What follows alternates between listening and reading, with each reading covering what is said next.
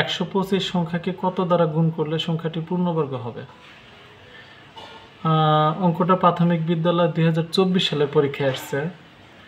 তো এ ধরনের অঙ্ক কত দ্বারা গুণ করতে হবে আমরা তো এটা জানি না। এখন সংখ্যাটা ধরে নিতে হবে যে মনে করি 125 সংখ্যাকে x দ্বারা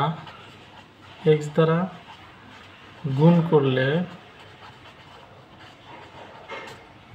সংখ্যাটি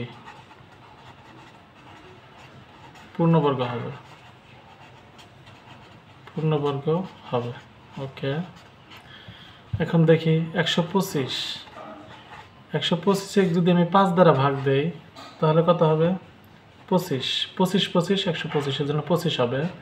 আবার যদি আমরা 5 দ্বারা ভাগ দিই তাহলে 5 5 25 5, অর্থাৎ এই দুইটা 5 জোড় আকারে আছে কিন্তু এটা বিজোড় আকারে আছে। এই বিজোড় যেটা আছে মানে 5 5 তো জোড় আকারে আছে কিন্তু 5 নিচে যে 5 আছে এটা তো আর জোড় আকারে নাই। এজন্য 125 সংখ্যাকে 5 দ্বারা গুণ করলে সংখ্যাটি পূর্ণবর্গ হবে। অর্থাৎ আমরা একটু সাজায় লিখব যে অর্থাৎ 125 সংখ্যাকে 5 দ্বারা গুণ করলে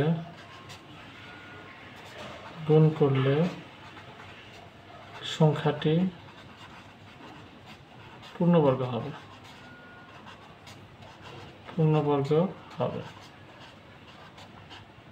তো কি অ্যান্সার কত? অ্যান্সার হচ্ছে 5, অর্থাৎ 5। ওকে, সবাইকে সাথে থাকার জন্য ধন্যবাদ। আজকে এ পর্যন্তই।